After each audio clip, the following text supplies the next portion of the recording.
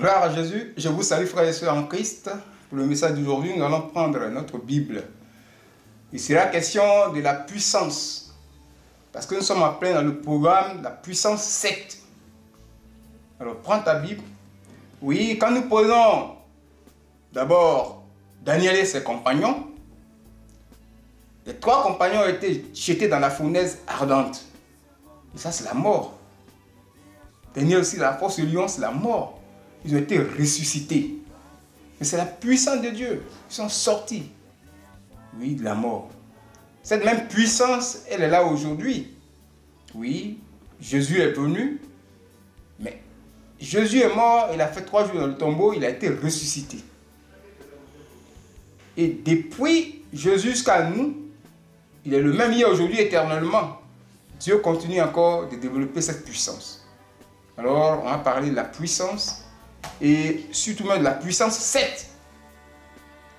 À partir de la résurrection de Jésus, prenons notre Bible dans le livre de Colossiens, chapitre 3, verset 1 à 3. Avec pour thème, cherchons la puissance de résurrection de Christ.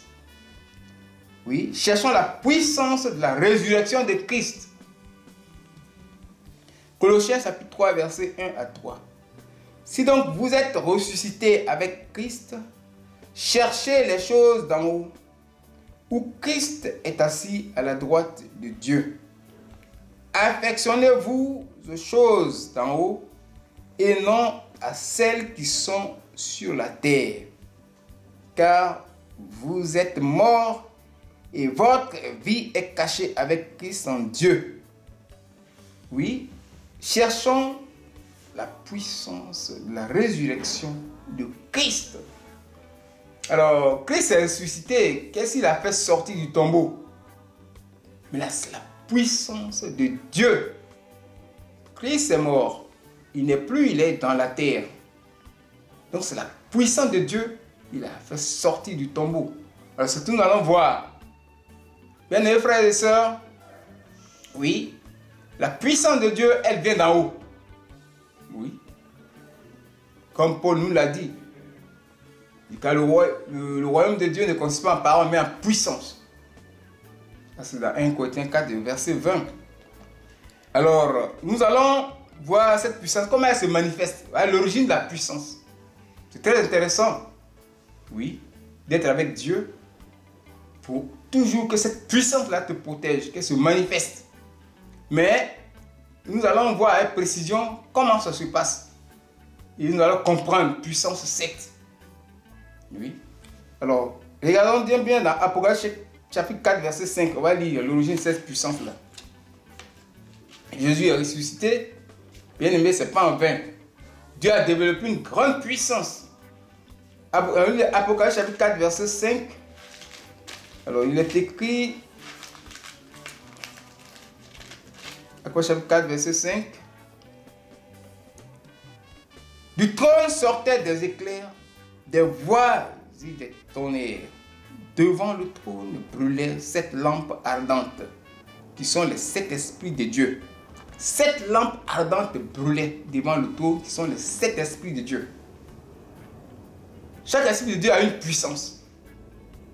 Alors le Saint-Esprit qui est venu, que nous avons reçu, il est écrit, Actes chapitre 1, verset 8, vous recevrez une puissance. Le Saint-Esprit surveillera sur vous. Le Saint-Esprit surveillera sur vous, vous recevez une puissance. Ils ont dit 7 esprits, ce ne sont pas des créatures de Dieu. C'est Dieu qui est là. On reçoit une puissance, le Saint-Esprit surveille sur nous. Les 6 autres puissances restent. Comprenez cela. Bien aimé, oui. Quand les 7 esprits de Dieu développent leur puissance, on parle de la puissance 7.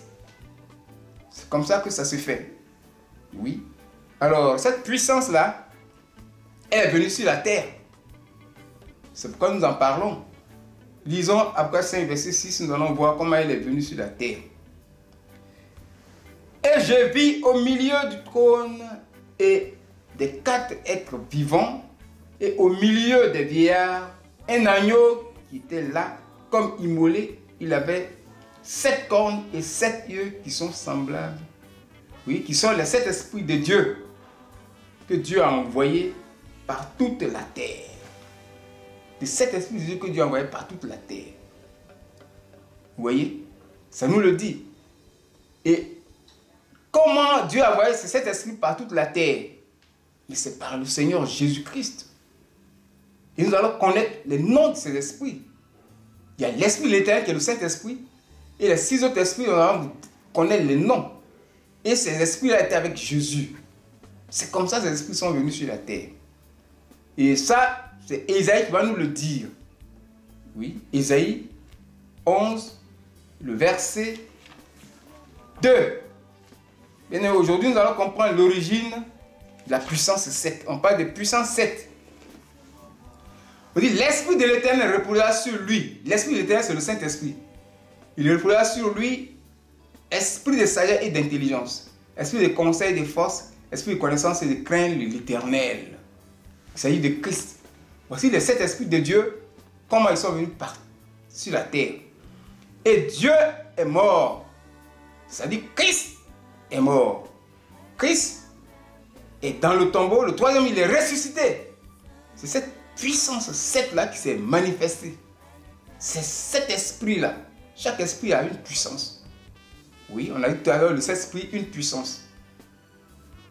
Après, on a vu l'esprit de sagesse. Une puissance. L'esprit d'intelligence a une puissance. Ça fait déjà 3.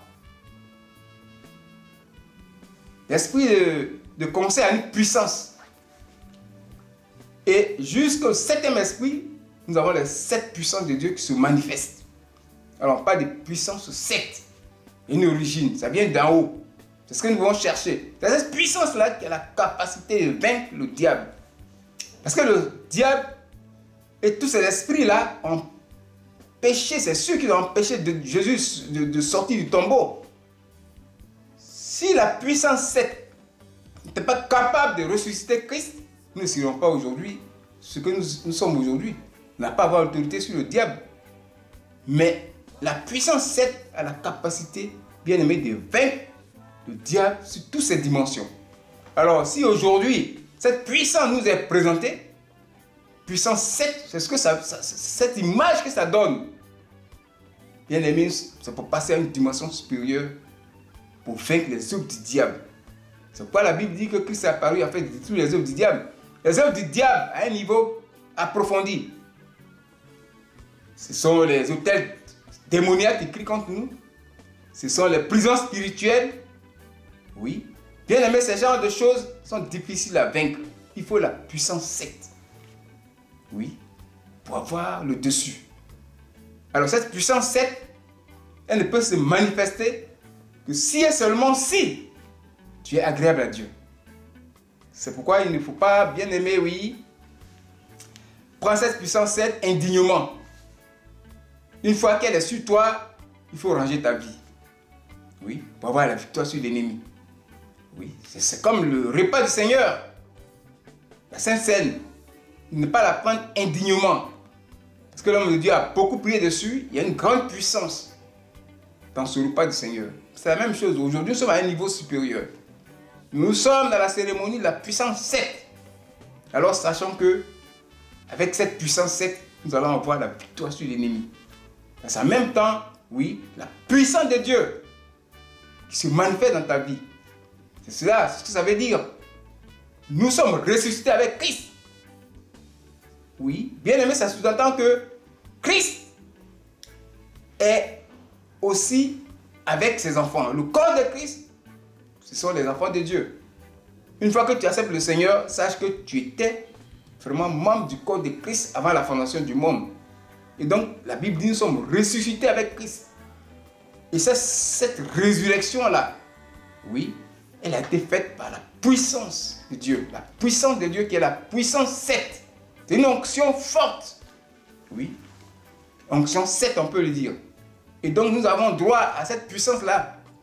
Alors, à partir de là, Dieu nous protège. Notre vie est cachée. Oui, nous sommes morts en Christ. Nous sommes morts au monde. Et notre vie est cachée avec Christ en Dieu. Nous avons une grande protection. L'Esprit de Dieu, Jésus et Dieu lui-même. Tu es à l'intérieur, oui, bien aimé, d'une grande puissance qui te protège. Et le diable, c'est pour ça que le diable ne peut pas t'avoir. Il faut avoir donc la ferme assurance qu'avec la puissance sainte, la victoire est pour toi.